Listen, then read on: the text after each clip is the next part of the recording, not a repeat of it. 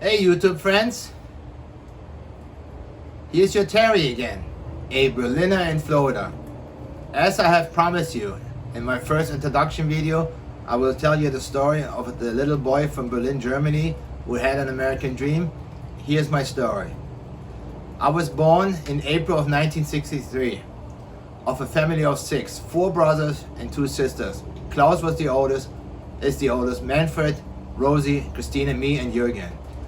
I grew up in the Cold War in the West Berliner city in the suburb of Spandau, was controlled by the British military.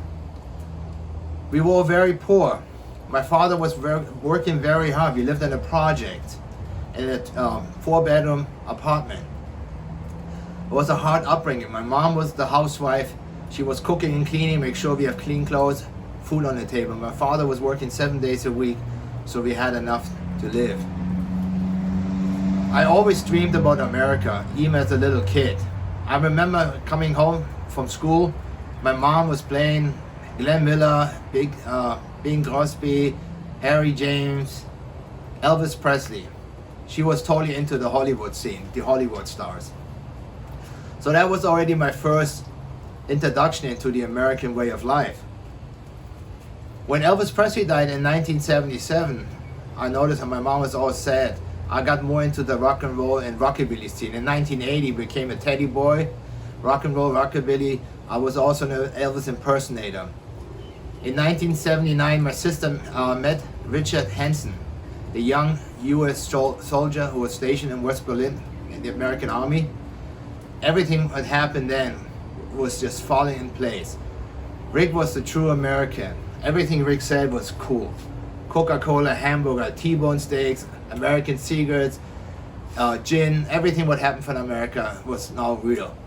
One day in the 80s, I'd ask him, I would love to have an American car. Would it be possible to ship American cars from the United States? He said, sure. And why we not have a vacation in 1984? And I was so excited. And we had a 6 weeks vacation.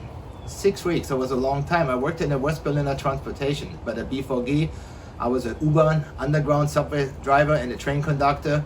And Germany is pretty good with benefits. They give you a long vacation, 4 weeks. I took the 4 weeks and the 2 weeks, so I had a 6 weeks vacation. When I arrived in Baltimore, I could not believe I was there. I was taking a nap. I woke up after the long nap and I hear the American ambulance and siren sounds totally different than the German. And I could not believe I'm here. I look out of the window and see the skyscraper from Baltimore, and here I am. I've been in the United States. So my brother-in-law, Rick, he borrowed the Chevy van from his brother, Bill Hansen, and we traveled across the country.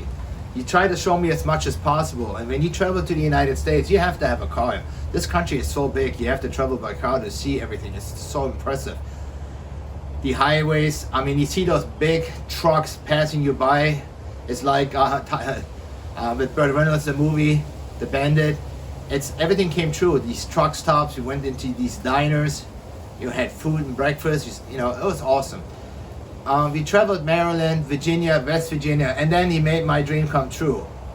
To get to the king of rock and roll, to Memphis, Graceland in 1984, my first trip to the United States. I was so impressed. Here I am, the rockabilly rock and roller, Terry from West Berlin, by the king of rock and roll. So we still traveled across the states. We went to the Gulf of Mexico. We went to Florida, beautiful Sunshine State, Georgia, South Carolina, North Carolina. And by the end of the vacation, I was like, Rick, I love your country. I want to become an American. I want to move to the United States. And he was laughing. The only way you can become an American, you have to find a good American girl and get married to get your green card to stay, or you win the green card. I said, okay, I will work on it. So before we left, flew out of Baltimore back to Berlin, Tegel. I love these Dunkin' Donuts, the real donuts. So we bought 2 dozen donuts and we ate them on the plane. It made me so sick. I was like too much sugar, but it's so delicious, the donuts, the real Dunkin' Donuts. So when we got back, we still talked about, the trip, how excited, all these pictures. I told all my teddy boy rockabilly friends in West Berlin, I love America. I want to become an American. One day I will be there. That was always my dream. I never gave up on my dream. I also had vehicles. In 1984, I purchased that 59 Ford Fairlane Galaxy 500. My brother helped me to restore it. I also had a 1964 Cadillac DeVille convertible, the American, real 50 cars with chrome.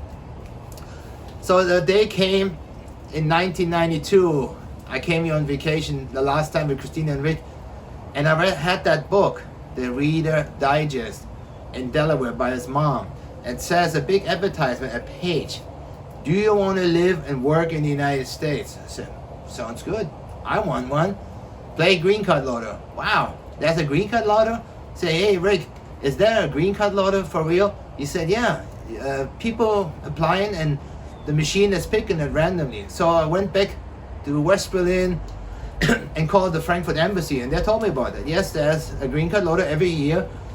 The American government gives away 40,000 visa wide by the computer pick, and you pay like a $40 fee for application for the forms.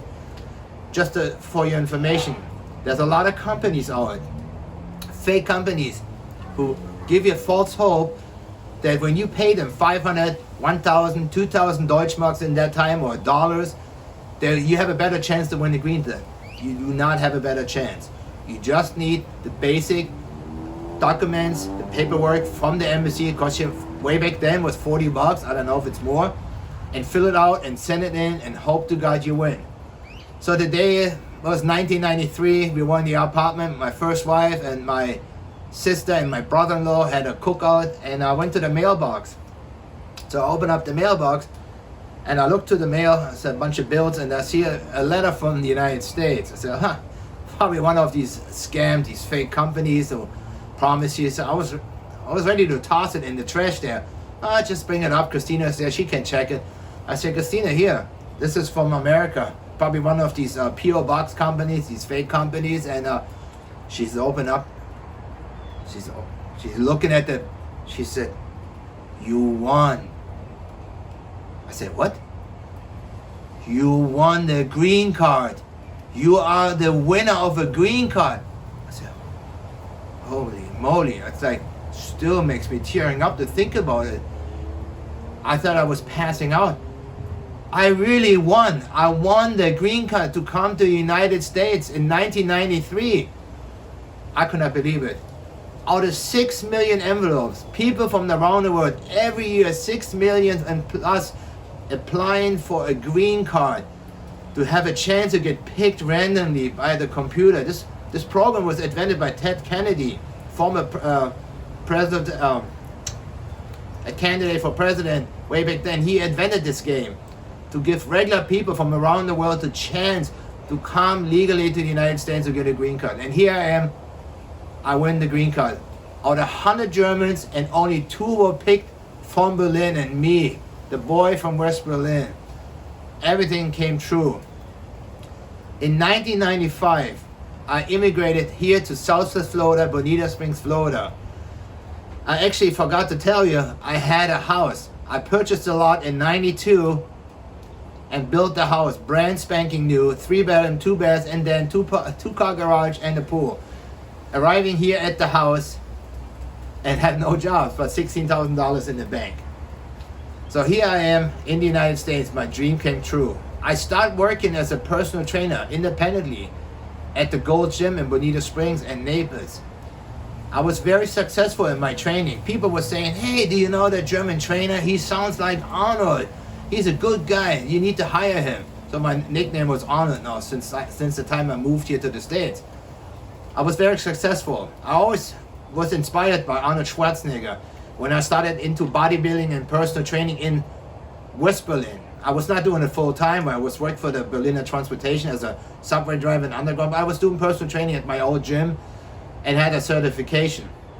And I always was inspired by the story of Arnold Schwarzenegger, who came just with his muscle and a little duffel bag from Austria and succeeded here in bodybuilding, became an action hero, and later on a governor. It was always a real role model and idol for me.